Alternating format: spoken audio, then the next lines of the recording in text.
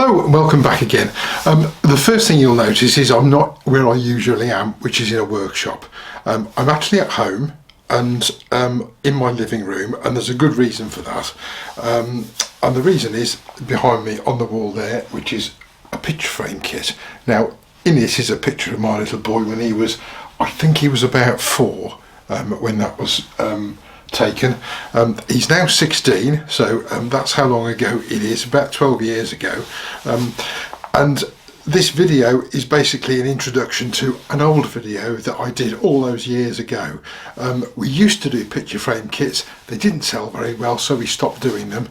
Of course, since we've stopped doing them, we've had lots and lots of people say, why don't you do your picture frame kits anymore? So we're doing them again.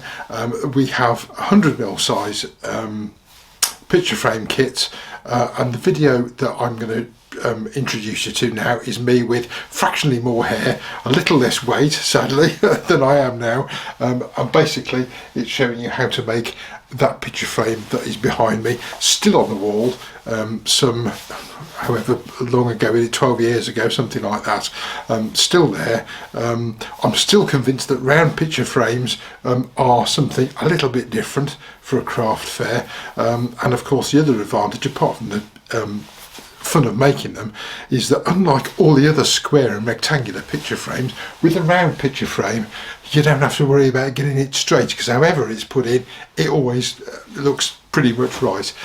So without further ado, I'm going to shut up, and what will follow is the video that I did all those years ago.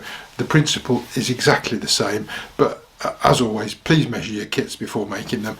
I hope you enjoy the video, and I hope the kits will be of interest to you. Yes, this very short video is going to be on a 100mm picture frame kit. I've got the bits here, or some of the bits anyway. Plywood back, perspex or clear acrylic front, and there'll be 3 connectors on the rear, as in the 50mm kit.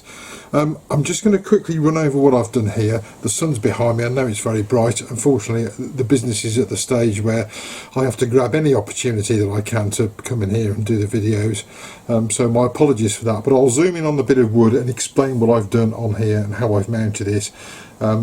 This is going to be relevant to my jaws. I use record chucks and jaws. I would hope that others would be a similar kind of size, but obviously there's so many out there I can't allocate for all of them. But let's have a closer look at this and see what we can do. Now I've got my wood screw, and I've drilled a hole in the centre. My wood screw takes a 9mm hole, and I've attached this bit of scrap ash onto here from a plank. It's a fairly hefty piece, and as I said on the other video, the narrower the frame you're making, the more difficult it is to do, because it involves going all the way through the wood. Now I mentioned earlier that I was using my chucks. This is a record chuck. It's just one of the ones that I use. I quite like record chucks, and these are large jaws.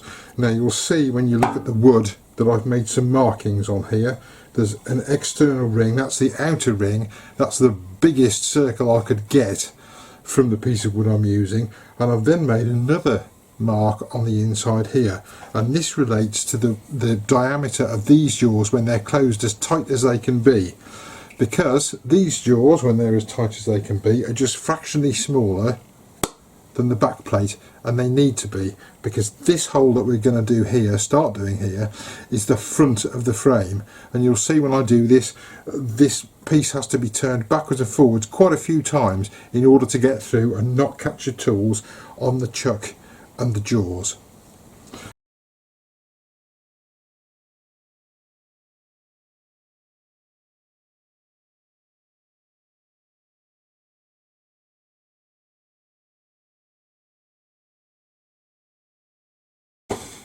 Now, I'm lucky enough that I've got 2 sets of jaws, so I've already got the ones on here, so I'm just going to make sure that they fit. You can obviously measure them, and they do indeed just go in there, and I also need to make sure that that doesn't quite fit in there, so that's right. That is as wide as they can go. I'm now just going to flatten off this face here, so when we put it on the chuck it fits flat on the chuck, and then we'll turn the piece of wood around and start the other side.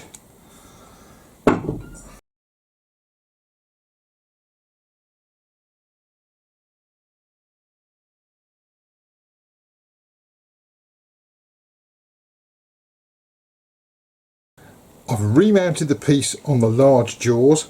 I'm now going to flatten the face of this and mark, and I might not even mark, I might just cut a hole so that this disc, this rear disc, or the face as well, will fit in the hole, because it needs to fit in the back but it needs to not fall out the front, which hopefully is fairly obvious.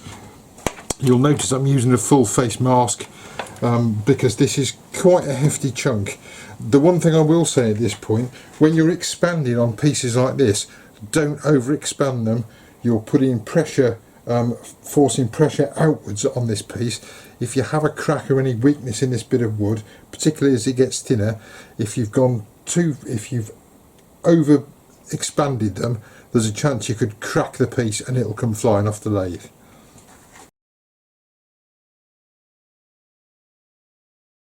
So now I've got it fairly flat, I'm just going to use a steel rule to measure a radius of 50 mils, which is about there.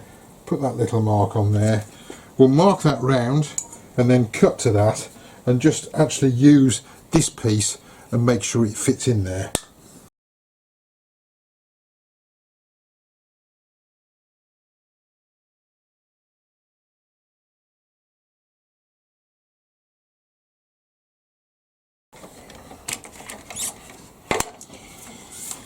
So now, having done that, what we need to start thinking about is how thick we want the piece. I can remount this now in the jaws by turning it round.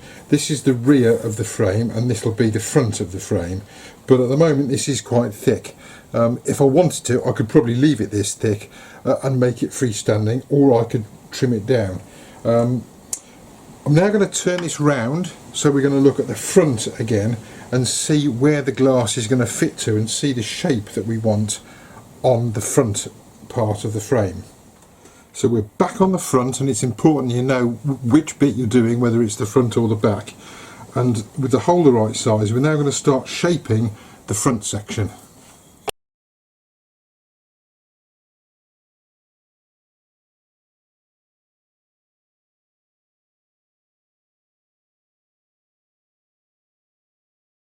Now you'll see I've hollowed through right through the centre there, and the reason I've done that is that will help you judge how much wood you've got left here. What you don't want to be doing is taking out the side here, because you will catch your tool on the chuck jaws the other side. So you want to stay clear of that, but just keep taking this down, because this is the smaller hole. You can take this down as far as you want to, as long as it's not near the jaws.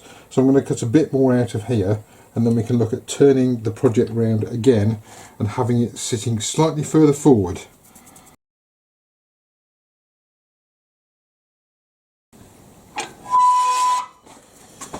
Again, if you want to, you can double check that the disc is not going to fit in that part there, and that's good, it's not supposed to fit that side. So we're going to take it off again and turn it round. Now this time, and this is quite a difficult bit, when I've remounted that, I haven't pushed it tight up to the chuck. I've left a little bit of space to move the piece away from the jaws, just a fraction, so hopefully I can cut through in this part now.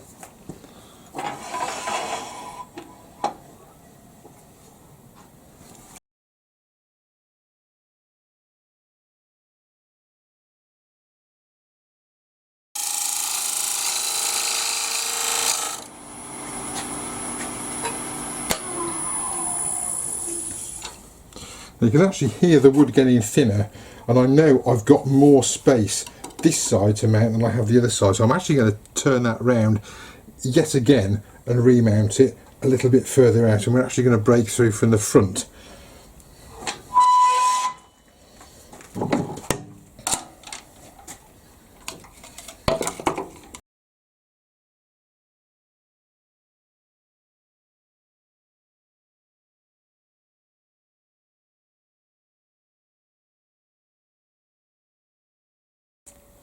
There we go, we've now broken through, and it's much easier to see where you're going to mount and how you're going to tidy all this section up here, and again how this is actually going to be finally shaped.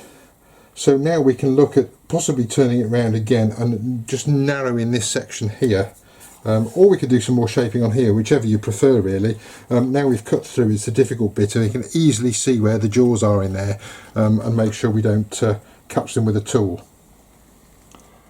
So I've remounted, I'm at the back again, and I don't know whether the camera will quite pick it up, but you can see the jaws are here and the little ledge is here. I'm going to take that a bit further down so our glass is a bit more to the front.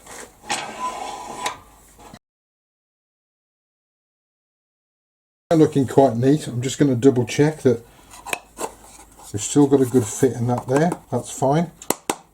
Come on, you can get them out again, honest. There we go.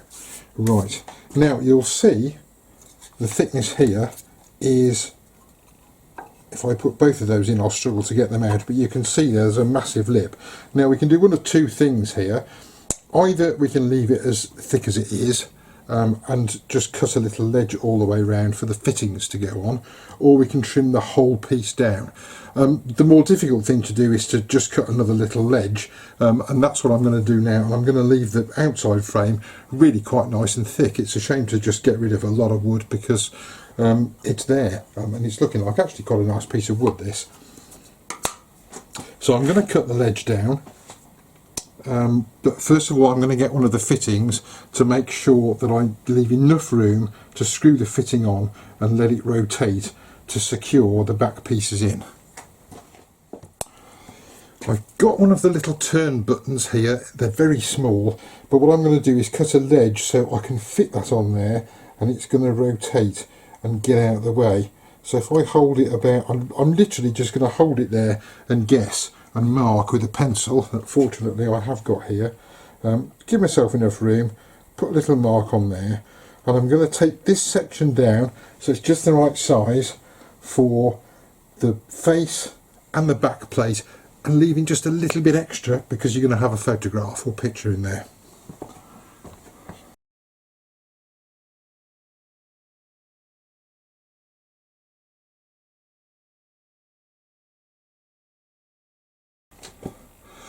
Now if you want to, you've got some digital calipers, you can use the digital calipers to measure the distance there. Wouldn't get them too tight because, as I say, you've got to get a picture in there as well.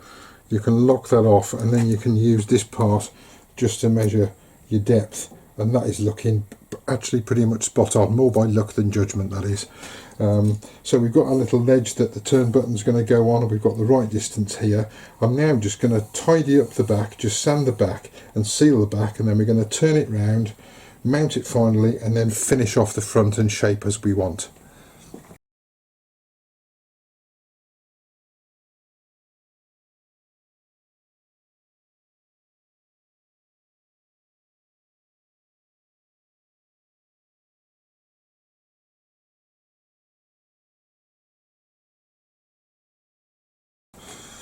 I've remounted, I've got the jaws right up to the front here, and if you're struggling to get sandpaper in there and finish, you can take it off and actually do it by hand. It's not too difficult to do it by hand, but I'm just going to do final shaping and finishing on here, and then we'll look at putting the whole kit together.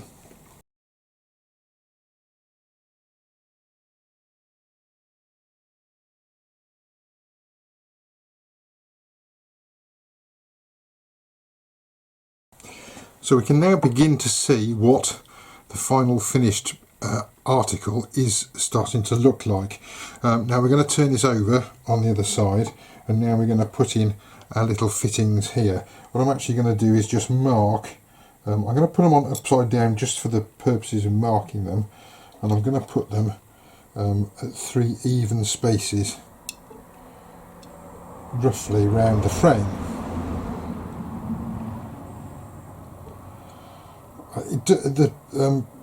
The distance between them isn't critical, and fortunately I have still got my pencil. I'm just going to put a little pencil mark. Now the other ones I used an awl. I would say it's really better to drill a little pilot hole for these little screws, because they're very, very small screws. They can break if the pilot hole isn't big enough. So I've got a 1mm drill. I'm going to take that over to the pillar drill. I've got a little bit of cloth to put underneath to make sure I don't scratch the front of the frame. I'm just going to drill 3 little pilot holes for the screws, and then we can put those little turn buttons in.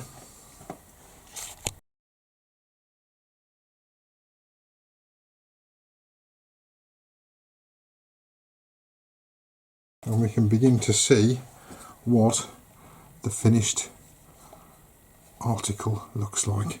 And all we need to do is to find a picture to put in there.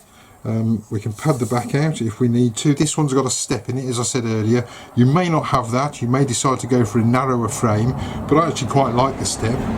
And that can be then either hung on the wall, or if you wanted to make a stand, you could make a stand using a hinge. I'm not going to cover that because there's so many different ways of getting this to stand up.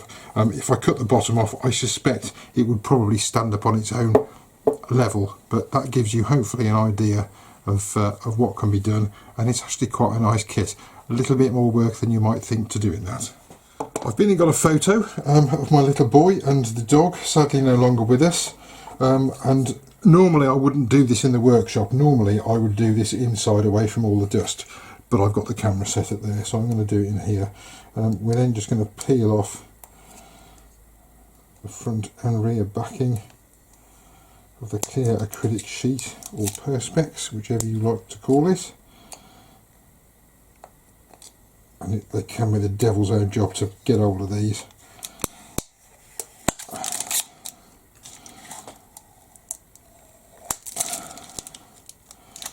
And try not to touch it, we'll drop that part in. The photo, and to cut the photo I just used the disc and placed that on the photo, drew around it and then cut a circle. Pop that on there, turn the little turn buttons, which I haven't got spaced very evenly, but never mind, it's not the end of the world. And there we go, one finished picture frame.